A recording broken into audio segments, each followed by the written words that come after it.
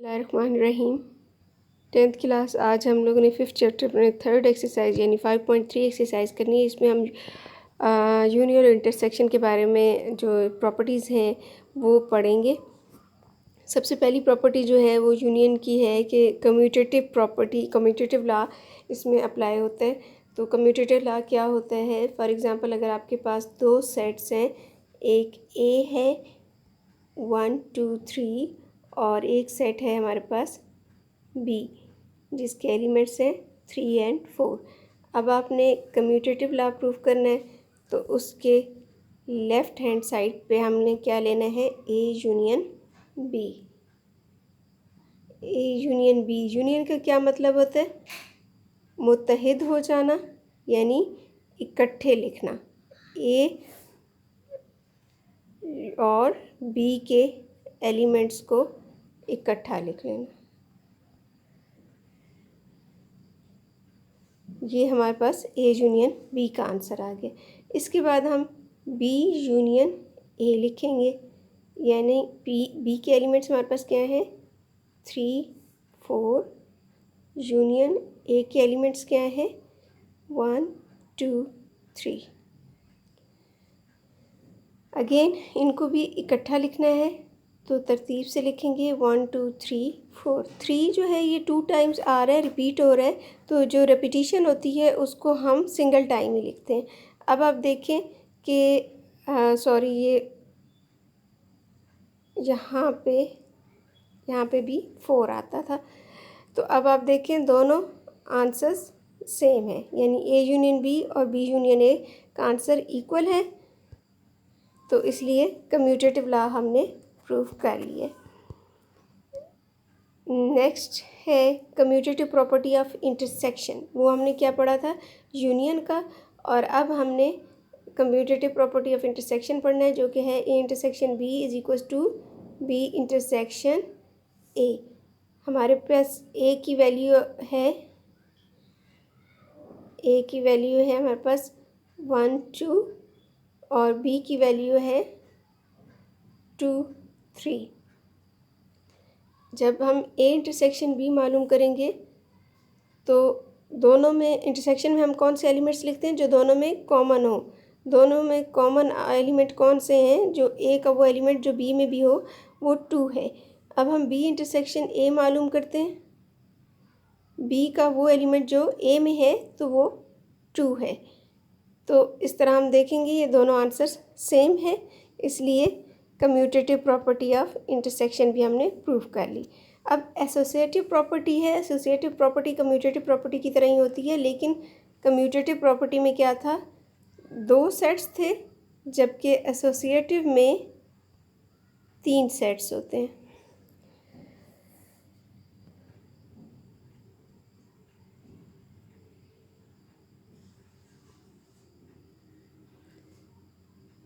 Same उसी तरह से होता है। एसोसिएटिव में क्या होता है कि ब्रैकेट चेंज हो जाती है। A union B union C left hand side पे है और ब्रैकेट हमारी जो है वो ए यूनियन बी पे है। तो हम पहले क्या फाइंड करेंगे? ए यूनियन बी। ए क्या है? 1 2। यूनियन बी क्या है? 2 3। जब यूनियन में लिखेंगे तो क्या करेंगे? इस पूरे को इकट्ठा करके लिख लेंगे। ये विद रिस्पेक्ट टू यूनियन हम लोग एसोसिएटिव प्रॉपर्टी फाइंड करें। तो अब हमने ए यूनियन बी के आंसर को किसके साथ लिखना है? सी के साथ। 1 2 3 यूनियन सी का आंसर क्या है? 1 2 4। तो आपका आंसर होगा 1 2 3 एंड 4। अब याद रखिएगा, लेफ़्ट हैंड साइड को हमने सॉल्व किया तो हमारा आंसर आया 1 2 3 4। यानी पहले हमने ए यूनियन बी का आंसर लिया, फिर उसके बाद सी के जो एलिमेंट्स थे उनके साथ हमने उस आंसर को इकट्ठा लिख लिया, तो हमारा आंसर आया 1 2 3 4। अब हम राइट हैंड साइड सॉल्व करते हैं। A union B union C. अब बी यूनियन सी पे ब्रैकेट है, इसलिए हम उसको पहले सॉल्व कर लेते हैं। बी के एलिमेंट्स हैं 2 3, यूनियन सी के एलिमेंट्स हैं 1 2 4। अब ए को हमने बी यूनियन सी के आंसर के साथ इकट्ठा लिख लेना है। ए का आंसर हमारे पास क्या है 1 2, और ये जो बी यूनियन सी था इसका आंसर हमारे पास क्या आया था 1 2 3 4, 1 2 3 एंड 4। ठीक है, तो इसको भी हम यहाँ पे लिख लेते हैं 1 2 3 4। अब इसको कंबाइन लिखेंगे तो क्या आंसर आएगा 1 2 3 एंड 4। प्रूव हो गया, left hand side is equals to right hand side. With respect to intersection करते हैं। ए हमारे पास है 1 2, बी है 2 3 और सी है 2 4। हमने associative property over intersection find करना है, तो पहले हम लेफ्ट हैंड साइड सॉल्व करते हैं जिसमें बी इंटरसेक्शन सी पहले मालूम कर लेते हैं। ए की वैल्यू लिख लेती हूँ मैं 1 2 इंटरसेक्शन बी इंटरसेक्शन सी। अगर आप देखें तो बी और सी में क्या चीज़ कॉमन है 2, तो उसका आंसर मैंने 2 लिख दिया।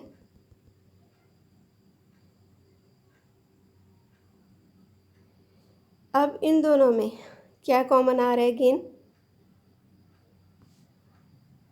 2।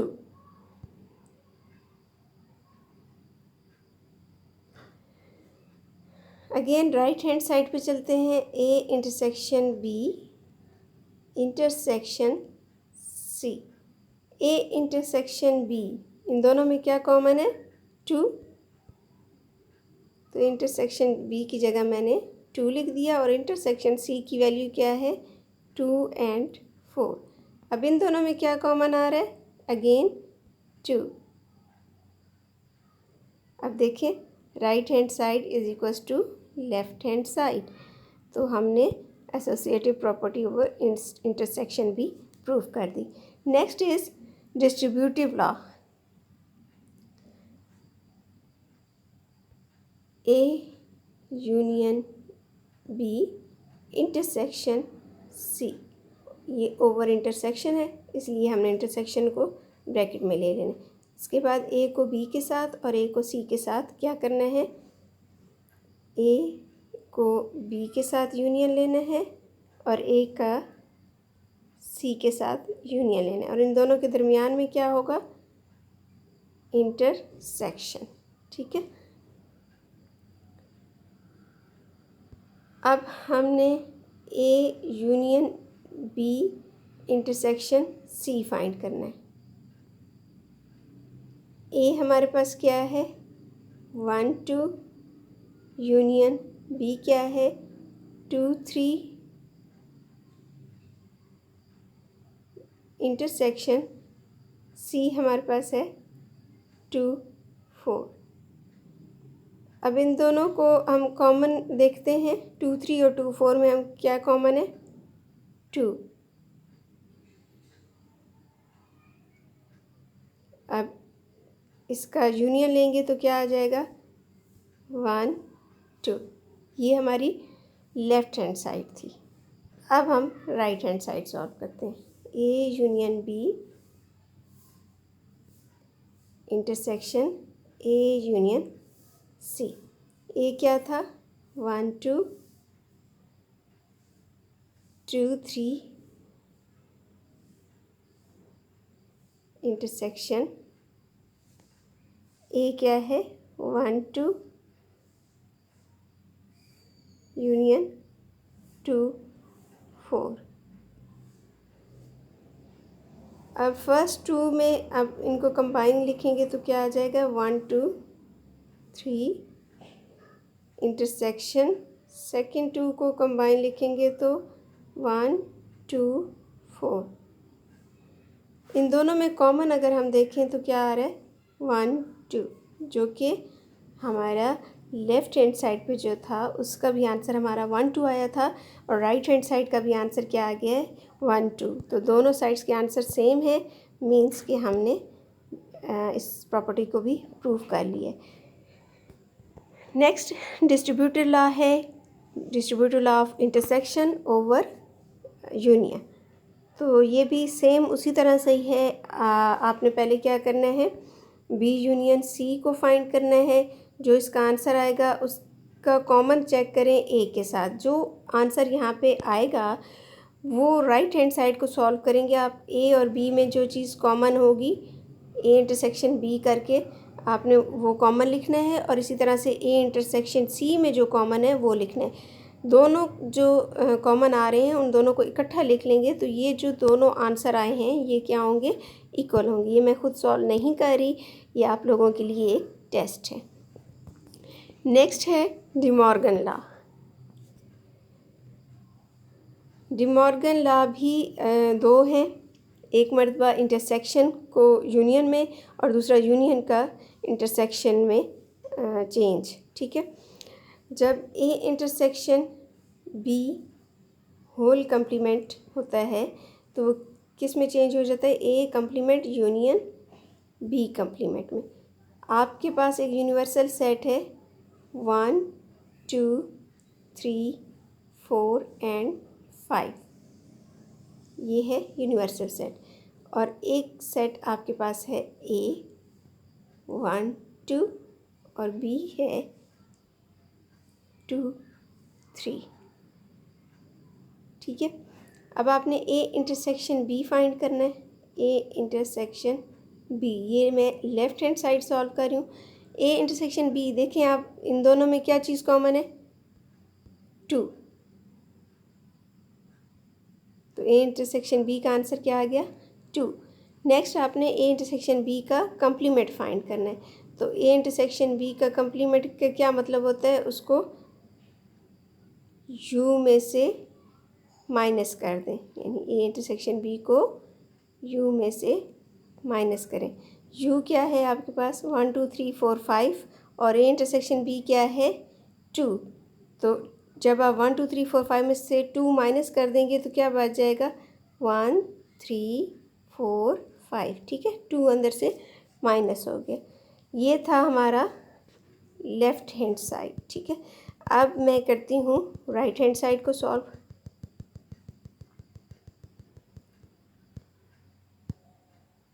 राइट हैंड साइड पे मुझे पहले चाहिए ए का कंप्लीमेंट, तो मैं उसको यू में से माइनस करूँगी। यू है 1 2 3 4 5 और ए है हमारे पास 1 2। जब आप यू में से 1 2 को हटा देंगे तो पीछे क्या बच जाएगा 3 4 5।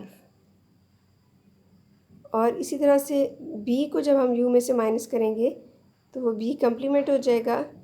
बी के एलिमेंट्स हैं 2 3, जब वो आप यू में से निकाल देंगे 2 3 को तो पीछे क्या बच जाएगा 1 4 और ये 5। अब आपने इन दोनों को क्या करना है, राइट हैंड साइड को चेक करें ज़रा। इन दोनों को आपने यूनियन लिखना है, यानी इकट्ठे लिख देना है। तो आपका आंसर क्या आ जाएगा 1 3 4 5। अभी जो आपने लेफ़्ट हैंड साइड को सॉल्व किया था तो उसका आंसर भी यही आया था। तो ए कंप्लीमेंट यूनियन बी कंप्लीमेंट का आंसर भी वही आया है जो इंटरसेक्शन बी होल कंप्लीमेंट का आया था। ये था डी मॉर्गन लॉ, और इसका जो सेकंड लॉ है वो आपने खुद प्रूव करना है। नेक्स्ट आपको बताना है वेन डायग्राम के बारे में। वेन डायग्राम ब्रिटिश मैथमेटिशियन था जॉन वेन, उसने इंट्रोड्यूस करवाया था वेन डायग्राम को। ये एक रेक्टेंगल होती है और उस रेक्टेंगल वो रेक्टेंगल किसको शो कर रही होती है, यूनिवर्सल सेट को। और इसके अंदर दो सबसेट्स होते हैं, ए और बी, 2 या 3 या जितने भी हैं सबसेट्स होते हैं। तो वो इस फिगर के अंदर, इस रेक्टेंगल के अंदर वो क्लोज हुए होते हैं, और इसके ज़रिए से वेन डायग्राम के ज़रिए से आप सेट्स के मुख्तलिफ ऑपरेशंस को जानते हैं।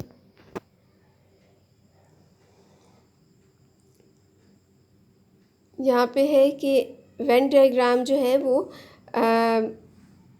उसमें क्या क्या यूज़ होता है, सर्कल्स यूज़ होते हैं और एक रेक्टेंगल यूज़ होती है, और वो सर्कल्स और रेक्टेंगल रिलेशनशिप शो करते हैं उस यूनिवर्सल सेट यानी रेक्टेंगल और सर्कल्स का आपस में रिलेशन शो करते हैं कि क्या उनमें ओवरलैपिंग है या वो डिसजॉइंट है या सबसेट सुपरसेट वगैरह उसमें शो करते हैं। ठीक है, यहाँ पे देखें union and intersection of sets Venn diagram के ज़रिए शो की गई है। पहले सबसे पहली फिगर में है ए यूनियन बी। यहाँ पे अगर आप देखें तो ए और बी इन दोनों में कुछ भी कॉमन नहीं है, यानी ये दोनों क्या हैं, डिसजॉइंट सेट्स हैं। और जब हम इनका यूनियन लेंगे तो पूरा का पूरा ए और पूरा का पूरा बी हम लिख देंगे। ठीक है, लेकिन जब इन दोनों में कुछ कॉमन होता है, ओवरलैपिंग आपको नज़र आ रही है। ठीक है, जब इनमें कुछ कॉमन होता है तो फिर हम कॉमन वाले को क्या करते हैं, एक ही टाइम पे लिख देते हैं और बाकी पूरा का पूरा ए और पूरा का पूरा बी लिख देते हैं। एक केस ऐसा भी है जब एक सेट के तमाम एलिमेंट्स दूसरे सेट के अंदर ही मौजूद हों, यानी ए बी का सबसेट हो, बी ए का सुपरसेट हो। तो उस सूरत में जब हम यूनियन मालूम करेंगे तो फिर वो जो सुपरसेट होगा वो पूरा का पूरा आंसर होगा यूनियन का। ठीक है, अब इंटरसेक्शन है फर्स्ट केस, जिस तरह हमने यूनियन में कहा था कि डिसजॉइंट सेट्स के लिए, तो यहाँ पे इंटरसेक्शन कुछ भी नहीं है।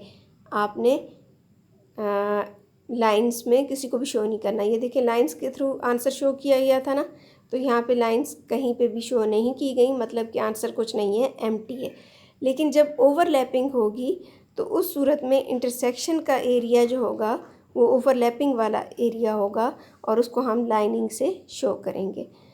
नेक्स्ट, जब सुपरसेट और सबसेट की बात हो रही है तो जो सबसेट होगा, क्योंकि वो सुपरसेट के अंदर ही मौजूद होता है तो इसलिए वो उन दोनों में कॉमन है, तो बस वही जो सबसेट वाला एरिया है वही आपका आंसर है कॉमन का। ठीक है, नेक्स्ट है कंप्लीमेंट ऑफ अ सेट। अभी मैंने वैसे कंप्लीमेंट के लिए आपको काफ़ी समझा दिया है कि यूनिवर्सल सेट में से अगर किसी सेट को निकाला जाए तो वो उस सेट का कंप्लीमेंट होता है। तो यहाँ पे लाइनिंग के ज़रिए बताया गया है कि एक यूनिवर्सल सेट है यू और एक उसके अंदर सेट है ए। तो अगर हमने ए का कंप्लीमेंट लेना होगा तो उसका क्या मतलब है कि ए को नहीं लेना, बाकी सब कुछ ले लेना है। ठीक है, तो ए के अलावा बाकी तमाम एरिया क्या है, लाइनिंग से शो कर दिया गया है।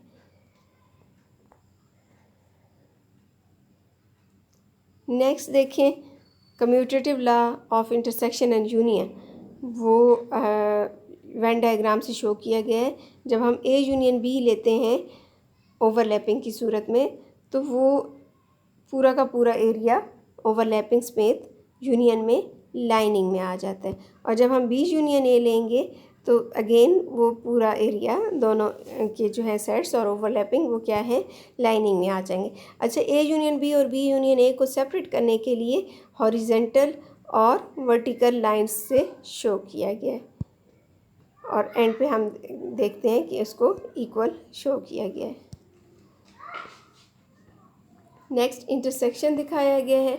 इंटरसेक्शन में सिर्फ ओवरलैपिंग वाला एरिया होता है, तो ए इंटरसेक्शन बी को हॉरिजेंटल लाइन से और बी इंटरसेक्शन ए को वर्टिकल लाइन से शो किया गया है।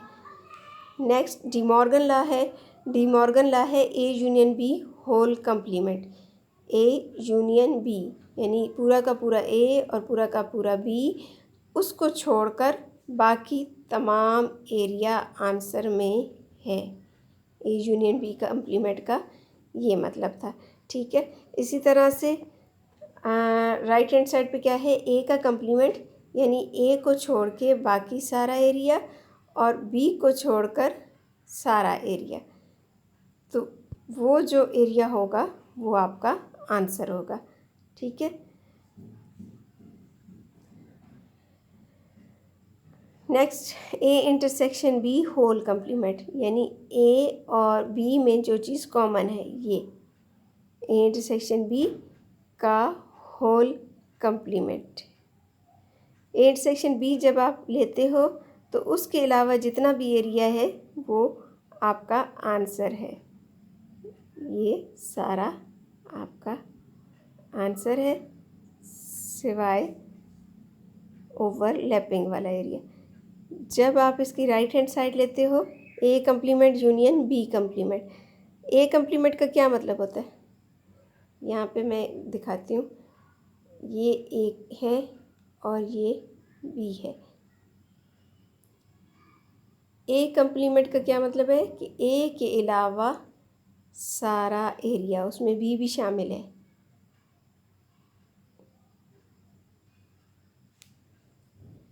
Union B complement. अब बी कम्प्लीमेंट में कौन सा एरिया शामिल है, इसको मैं वर्टिकल से शो कर देती हूँ। इसमें ए भी शामिल है लेकिन बी खुद शामिल नहीं है। ठीक है, तो अब अगर आप गौर करें तो ए में क्या नज़र आ रहा है आपको, वर्टिकल लाइंस, और बी में हॉरिजेंटल लाइंस। बाकी पूरे डिब्बे में क्या है, स्क्वेयर्स बने हुए हैं। ठीक है, क्रॉस लाइंस लगी हुई हैं। तो जहाँ जहाँ क्रॉस लाइंस हैं वो आपका आंसर है, बाकी आपका आंसर नहीं है। ठीक है,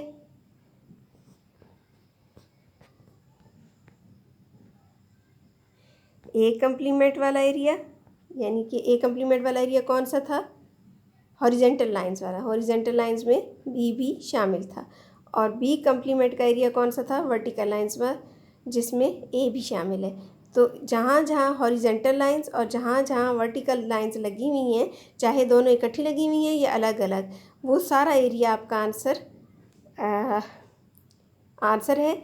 और जो बाकी है वो नहीं है। और कौन सा एरिया जो है वो आंसर में शामिल नहीं है, ओवरलैपिंग वाला। ठीक है, एक दफ़ा फिर यही चीज़ समझा देती हूँ, डी मॉर्गन लॉ का second part. A intersection B whole complement को मैं शो कर रही हूँ। ये ए है और ये बी है। अब ए इंटरसेक्शन बी कौन सा एरिया है, ये देखें, ये वाला। ठीक है, कॉमन वाला जो था ये इंटरसेक्शन बी था। इसका जब हम कम्प्लीमेंट लेंगे, कम्प्लीमेंट का क्या मतलब है, वो एरिया जहाँ पे ये, यानी पूरा ये जो यूनिवर्सल सेट है इसमें से हम ये कॉमन वाला हिस्सा निकाल लें तो बाकी कौन सा एरिया बच जाता है। कॉमन वाले को नहीं टच करना, बाकी सारे एरिया पे लाइंस लगा दें। अब सिर्फ वो दरमियान में कॉमन वाला छोड़ के बाकी पूरा का पूरा यूनिवर्सल सेट आपका आंसर है। अब इसका जो राइट हैंड साइड था वो था A complement union B complement. तो मैं अगेन यूनिवर्सल सेट बना रही हूँ, ए और बी बनाया। ए कम्प्लीमेंट कौन सा एरिया है, ए को छोड़कर बाकी तमाम एरिया जिसमें बी भी शामिल है।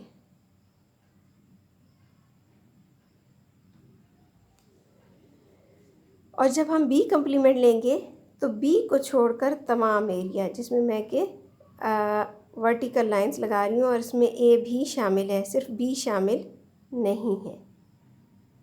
ठीक है, अब देखिए आपको हॉरिजॉन्टल लाइंस भी नज़र आ रही हैं और वर्टिकल लाइंस भी नज़र आ रही हैं। कौन सा एरिया है जहाँ पे ना तो हॉरिजॉन्टल है ना वर्टिकल है, गौर करें तो ओवरलैपिंग वाला, यानी ओवरलैपिंग के अलावा जितना भी एरिया है वो आपका आंसर है।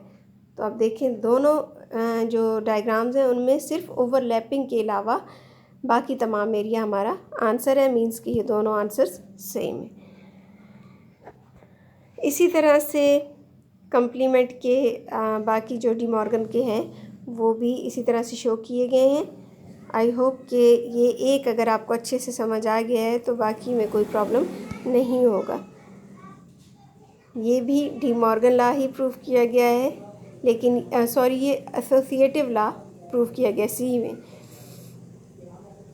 एसोसिएटिव लॉ में क्या होता है कि 3 सेट्स आपको दिए जाते हैं, A union B union C.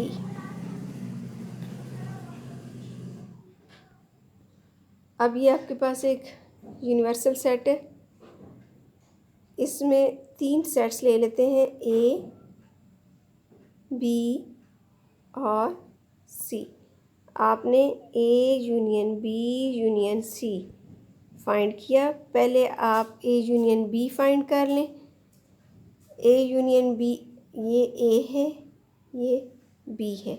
A union B को आपने हॉरिजेंटल लाइन से शो कर दिया, ठीक है। और फिर यूनियन सी, यानी उस आंसर में, ए यूनियन बी वाले आंसर में आप सी भी शामिल कर दें। तो ये सारा का सारा आपका आंसर है, ठीक है। या आप इसको थोड़ा सा डिफरेंट करने के लिए, ए यूनियन बी को आपने हॉरिजेंटल से शो किया था, तो अब पूरा जो आपका आंसर है ए यूनियन बी और सी, इसको आप वर्टिकल लाइन से शो कर लें। तो ये वर्टिकल लाइंस जहाँ जहाँ भी है ये पूरा आंसर है आपका, उसमें ए यूनियन बी भी आ गया है और आपका सी भी आ गया है। इसी तरह से जब आप दूसरी साइड सॉल्व करेंगे तो उसमें बी यूनियन सी को पहले हॉरिजेंटल से शो कर लें, फिर जब ए को साथ मिलाएंगे तो पूरा का पूरा वर्टिकल लाइन से शो कर दें। नेक्स्ट डिस्ट्रीब्यूटिव लॉ है। डिस्ट्रीब्यूटिव लॉ में मैं लेफ़्ट हैंड साइड को सॉल्व कर रही हूँ। ए बी एंड सी, जब हम बी इंटरसेक्शन सी लेते हैं तो बी इंटरसेक्शन सी को हम करते हैं वर्टिकल लाइन से show, sorry B intersection C, just common area of B and C, common area of B and C को हम वर्टिकल लाइन से शो करें, ठीक है। उसके बाद ये एरिया भी और ए का तमाम एरिया, ये एरिया भी और ए का तमाम एरिया, ये हॉरिजेंटल लाइन से शो कर दी। ये हमारा आंसर है, ठीक है। एक ये आंसर हो गया, इसको मैं रिपीट कर देती हूँ। ए बी सी, ये बी है, ये ए है और ये सी है। जब हम बी इंटरसेक्शन सी करते हैं तो बी और सी में क्या कॉमन आ रहा है, ये एरिया, ठीक है।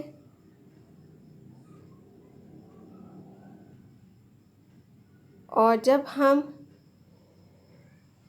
इसको यूनाइट करेंगे ए के साथ, ये है हमारा सारा का सारा ए, तो ये आंसर आपका बन जाएगा इंटरसेक्शन वाला एरिया और फुल ए वाला एरिया। अब दूसरी साइड पे अगर हम देखें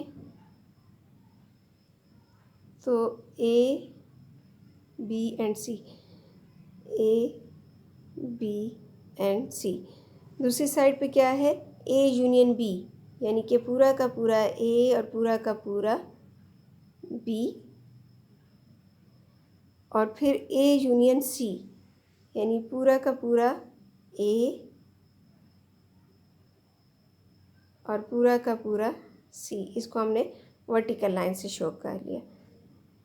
अब इन दोनों में इंटरसेक्शन, यानी कि वो कौन सा एरिया है जिसमें जो इन दोनों में कॉमन आ रहा है, यानी जहाँ पे हॉरिजेंटल लाइंस भी हैं और वर्टिकल लाइंस भी हैं, वो पूरा एरिया जहाँ पे हॉरिजेंटल लाइंस भी हैं और वर्टिकल लाइंस भी हैं, वो हमारा आंसर है। तो अगर आप गौर करें तो वो एरिया कौन सा है, एक ये वाला और एक पूरा का पूरा ए वाला। तो अब गौर करें, दोनों के आंसर्स सेम है, ठीक है। वेन डायग्राम से भी दोनों इक्वल हैं। नेक्स्ट एक्सरसाइज की तरफ चलते हैं।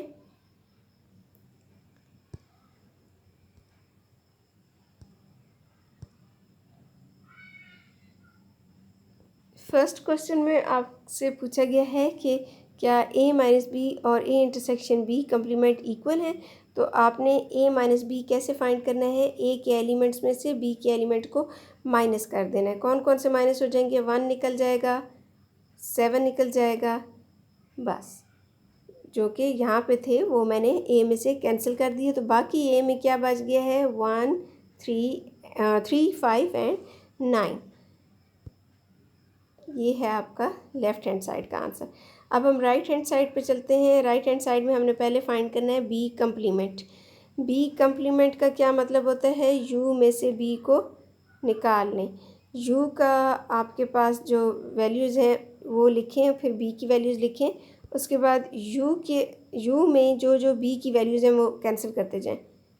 1, फिर 4 कैंसिल हो जाएगा, फिर 7 कैंसिल हो जाएगा और फिर 10 कैंसिल हो जाएगा। तो पीछे क्या बच जाएगा?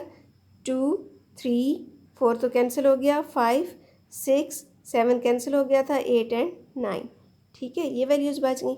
अब इन वैल्यूज़ का हमने इंटरसेक्शन ले लेना है ए के साथ। ए की वैल्यूज़ लिखें और इन दोनों में देखें क्या कॉमन आ रहा है। 3 कॉमन है, 5 कॉमन है और 9 कॉमन है। 3, 5, 9। ठीक है, ये राइट हैंड साइड का आंसर है जो कि लेफ़्ट हैंड साइड के इक्वल है। नेक्स्ट जो पार्ट है वो भी सेम इसी तरह से ही है। नेक्स्ट पार्ट देखिए, A union B whole complement. इसमें आपने पहले ए यूनियन बी फाइंड करना है। ए के एलिमेंट्स और बी के एलिमेंट्स को इकट्ठे लिख लेना है। फिर उसके बाद क्योंकि उनका होल कंप्लीमेंट था, तो कंप्लीमेंट का मतलब होता है उसको यू में से माइनस कर देना। तो यू की जो वैल्यू है उसको लिखें और उसमें से ये तमाम वैल्यूज़ माइनस करते जाएं। कौन कौन सी वैल्यूज़ माइनस हो जाएंगी? 1, 3, 5, 7, 9, 4 एंड 10। तो जब आप यहाँ से 1, 3, 5, 4, 1, 3, 4, 5, 7, 9, 10 माइनस करेंगे तो पीछे क्या बच जाएगा? 2, 6, 8। ठीक है, फिर अब आपने ए कम्प्लीमेंट और बी कम्प्लीमेंट पहले फाइंड करना है, यानी यू में से ए को निकालें और यू में से बी को। यू की वैल्यू लिखें और उसमें से माइनस कर दें ए की वैल्यू, फिर यू की वैल्यू दोबारा लिखें और उसमें से माइनस कर दें बी की वैल्यू। ठीक है, जो बच जाएगा उन दोनों में देखें कॉमन क्या है। तो आप चेक करेंगे कॉमन क्या है उसमें, 2, 6, 8, जो कि आपकी लेफ़्ट हैंड साइड आंसर के इक्वल है। ठीक है, नेक्स्ट पार्ट भी सेम इसी तरह से ही है। नेक्स्ट पार्ट को भी आई होप आप कर लेंगे। ए माइनस बी होल कंप्लीमेंट क्या मतलब कि आपने पहले ए में से बी को निकालना है। ठीक है, ये देखें ए के एलिमेंट्स में से बी को माइनस कर दें। 1 माइनस हो जाएगा, 4 तो इसमें है ही नहीं, 7 माइनस हो जाएगा, बस 3, 5, 9 बच जाएंगे। 3, 5, 9। अब कंप्लीमेंट है इसका, इट मीन्स कि ए माइनस बी जो आया है उसको किस में से माइनस करना है? यू में से। कंप्लीमेंट का मतलब होता है यू में से इसको माइनस कर लें। यू में से इसको माइनस करेंगे तो यू में से क्या क्या कट जाएगा? 3 कट जाएगा, 5 कट जाएगा और 9 कट जाएगा, बाकी ये वैल्यूज़ बच जाएंगी। अब आपने इसके राइट हैंड साइड को सॉल्व करना है। ए कंप्लीमेंट यूनियन बी। ए कंप्लीमेंट का क्या मतलब है? यू में से ए को माइनस कर लें और जो आंसर आएगा उसको आपने बी की वैल्यू के साथ लिख लेना है। ठीक है, तो आप चेक करेंगे कि राइट हैंड साइड और लेफ्ट हैंड साइड का आंसर इक्वल है। नेक्स्ट पार्ट भी आई होप आप कर लेंगे। क्वेश्चन नंबर 2 को देखिए, यू ए बी सी की वैल्यूज़ आपको दी हुई हैं और आपको फाइंड करना है एसोसिएटिव लॉ को प्रूफ करना है।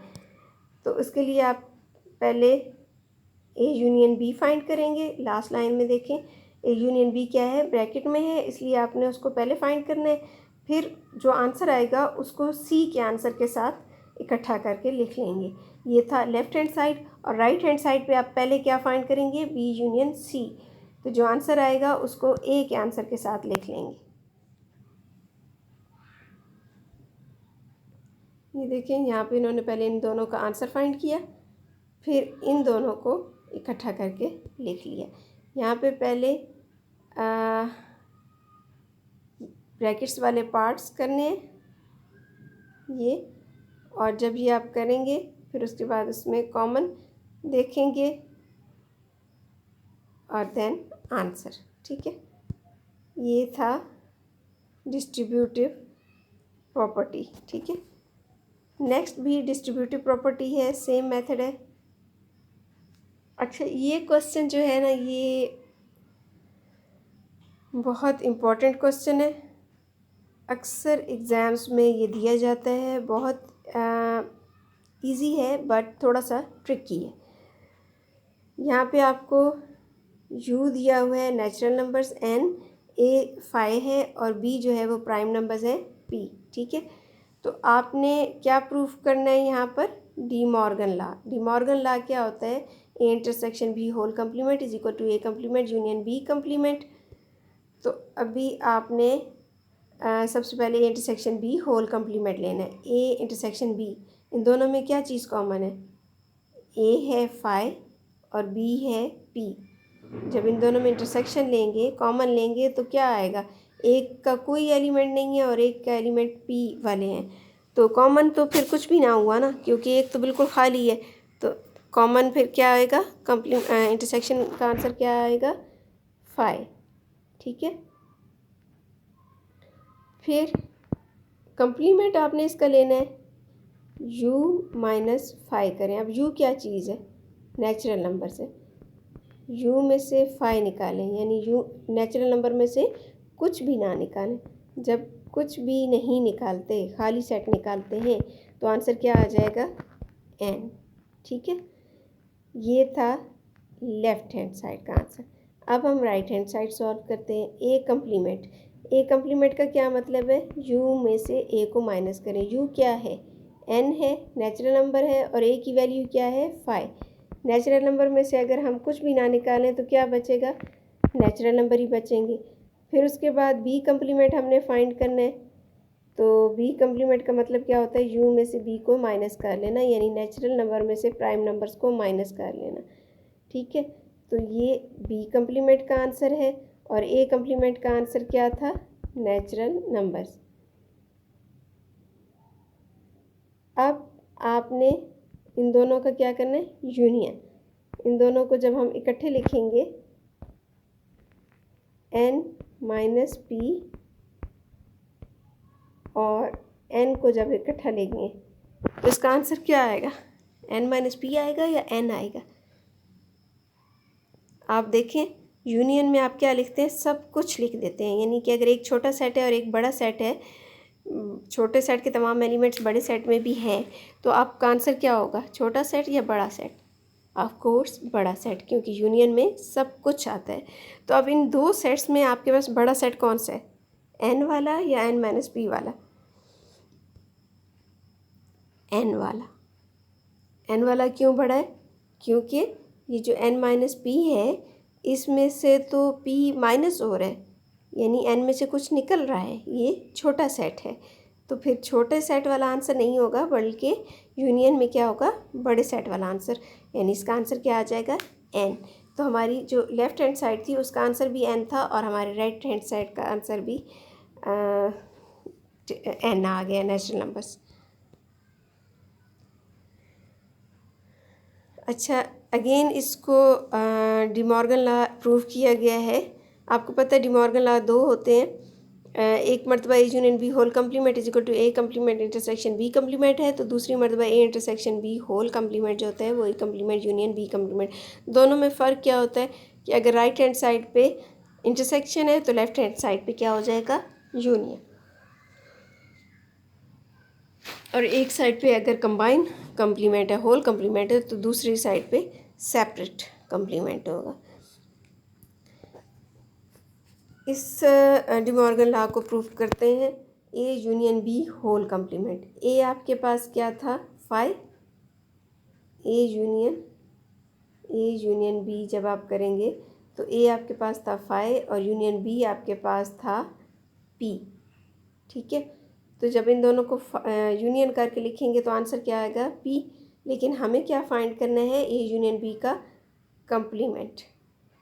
कंप्लीमेंट का मतलब क्या है, यू में से ए यूनियन बी के आंसर यानी पी को माइनस करें। यू हमारे पास क्या था, नेचुरल नंबर्स, तो इसका आंसर आया है एन माइनस पी।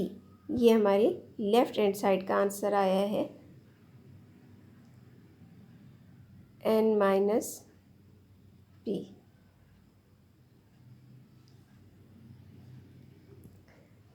नेक्स्ट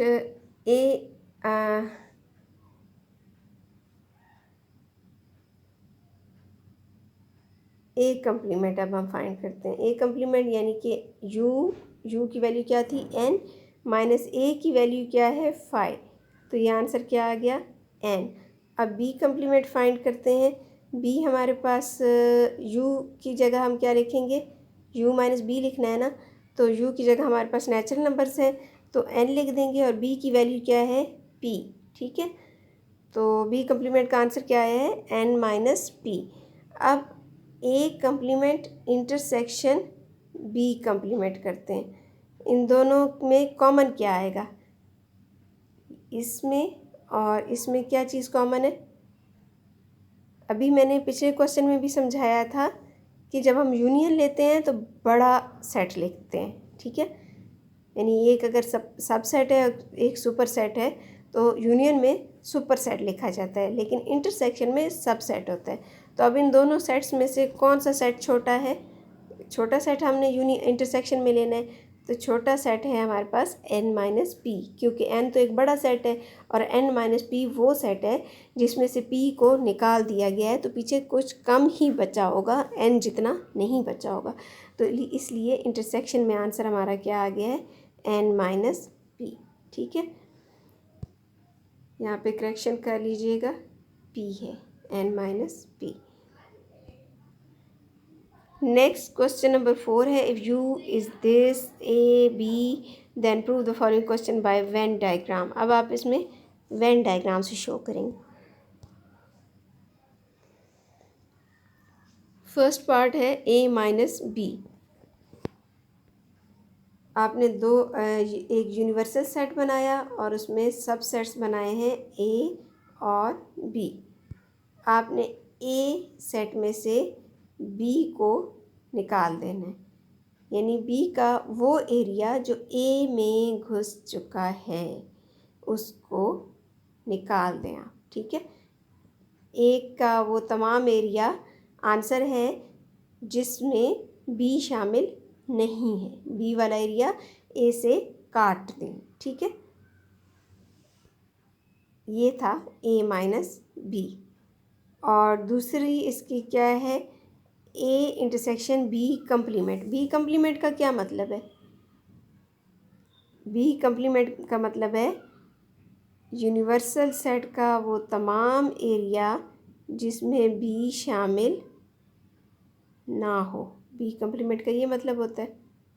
ठीक है, फिर ए के साथ वो एरिया बी कम्प्लीमेंट का जिसमें ए भी शामिल हो, इंटरसेक्शन कॉमन, तो वो ये वाला एरिया है।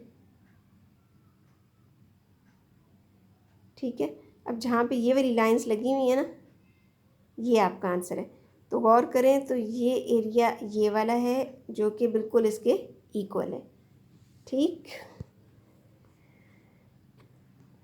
इसको मैं थोड़ा सा क्लियर कर दूं, अगेन समझा रही हूँ, ए इंटरसेक्शन बी कम्प्लीमेंट।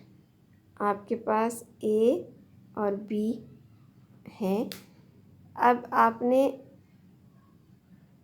ए था, ये बी, पहले आपने क्या लेना है बी कम्प्लीमेंट, यानी बी को छोड़कर बाकी सारा एरिया, बी को छोड़कर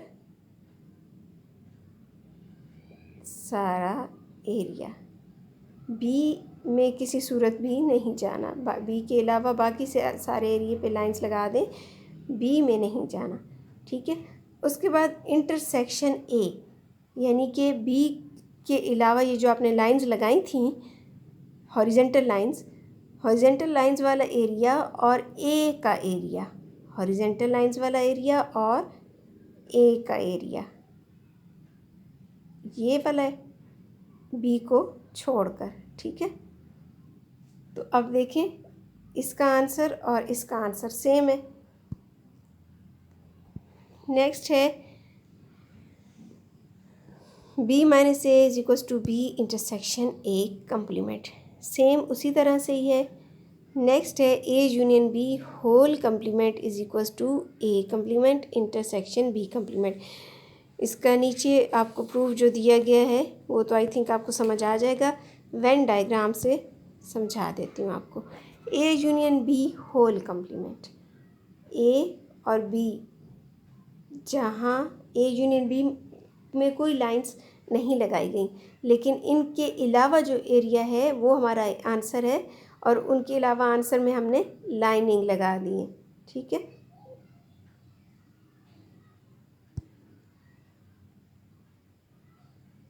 इसी तरह से दूसरी डायग्राम में देखें, A complement intersection B complement, यानी ए के अलावा एरिया और बी के अलावा area. A union B whole complement मैं आपको यहाँ पे समझाती हूँ। ए और बी, ए यूनियन बी कौन सा एरिया है?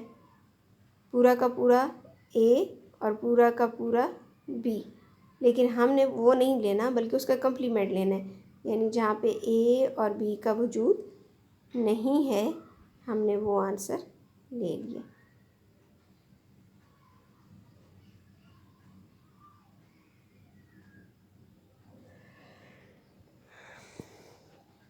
अब दूसरी डायग्राम में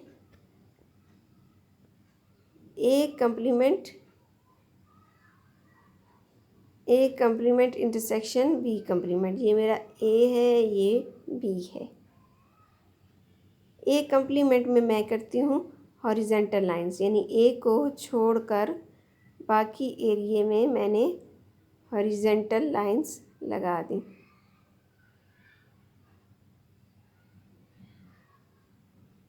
अब बी कम्प्लीमेंट के लिए मैंने वर्टिकल लाइंस लगानी शुरू कर दी। अब बी कम्प्लीमेंट में क्या है, ए भी शामिल है लेकिन ख़ुद बी शामिल नहीं है।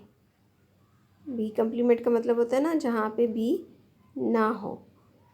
अब वो एरिया जहाँ पे ए कम्प्लीमेंट भी है और बी कम्प्लीमेंट भी है, वो एरिया हमारा आंसर है। वो इंटरसेक्शन का क्या मतलब है कि जहाँ पे हॉरिजेंटल लाइंस भी हों और वर्टिकल लाइंस भी हों। तो वो कौन सा एरिया है जहाँ पे हॉरिजेंटल और वर्टिकल लाइंस है?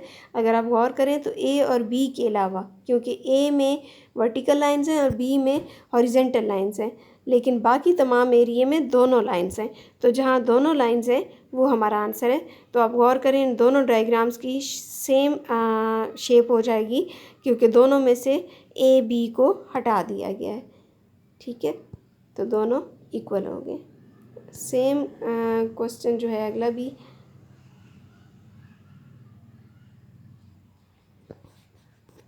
नेक्स्ट है A minus B whole complement.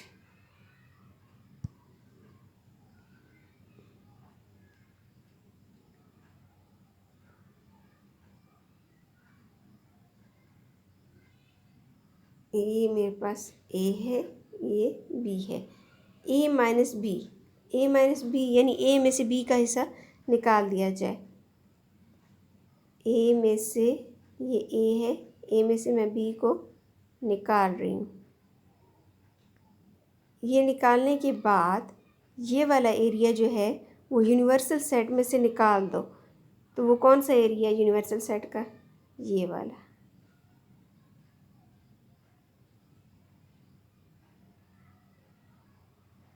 अब यहाँ पे ये देखिए, मैंने यहाँ पे भी लाइंस लगा दी हैं क्योंकि ये लाइंस हॉरिजॉन्टल लाइंस यहाँ पे नहीं थी।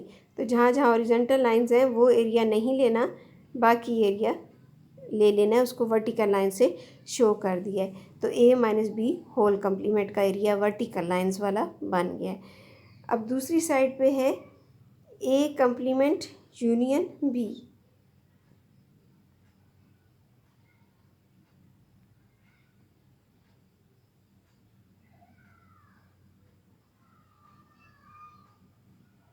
ए complement union B. A complement देखें, यानी कि ए कम्प्लीमेंट का क्या मतलब है? यूनिवर्सल सेट में से ए को माइनस कर दें। तो जो ए था उसके सर्कल को मैंने यूनिवर्सल सेट में से माइनस कर लिया, ये ए कम्प्लीमेंट बन गया। यूनियन बी, बी आपके पास कौन सा है? ये वाला एरिया, यानी कि ए कम्प्लीमेंट वाला एरिया भी और बी वाला एरिया भी। ए पूरा का पूरा ए कम्प्लीमेंट वाला एरिया भी और बी वाला एरिया भी आपका आंसर है।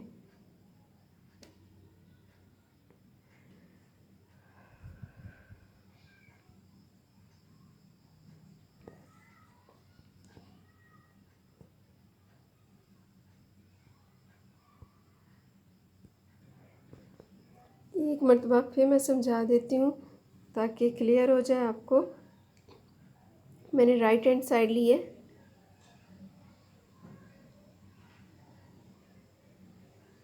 ये ए है और ये बी है। राइट हैंड साइड में क्या है, बी कंप्लीमेंट, यानी यू में से बी को निकाल दिया जाए।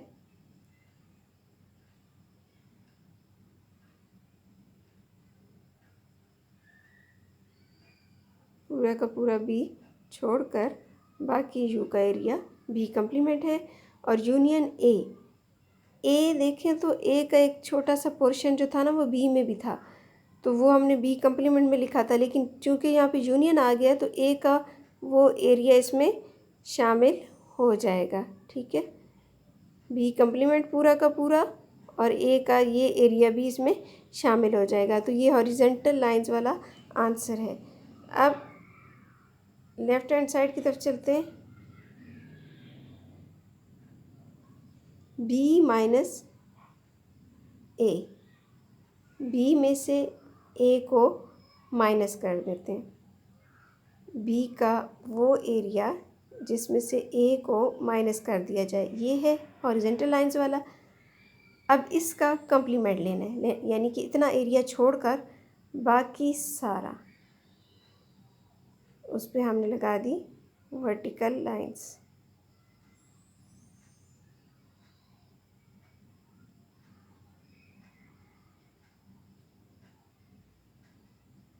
जहाँ पे हॉरिजेंटल लाइंस लगी हुई हैं उसके अलावा जितना भी एरिया है उस पर वर्टिकल लाइंस लगा दी हैं। तो अब आप देखें इस डायग्राम में हॉरिजेंटल लाइंस के अलावा तमाम एरिया आंसर है, और इस डायग्राम में जो हॉरिजेंटल लाइंस वाला एरिया है वो आपका आंसर है। तो गौर करें तो दोनों आंसर्स सेम है। ठीक है, दोनों एरियाज सेम है। सेम इसी मेथड से अगला पार्ट भी हो जाएगा, और आई होप कि इस एक्सरसाइज की प्रैक्टिस करने पे आप काफ़ी एक्सपर्ट हो जाएंगे। जब तक हम लोग नई एक्सरसाइज करते हैं उस वक्त तक आप इसकी प्रैक्टिस करें और अपना बहुत ख्याल रखें। अल्लाह हाफिज़।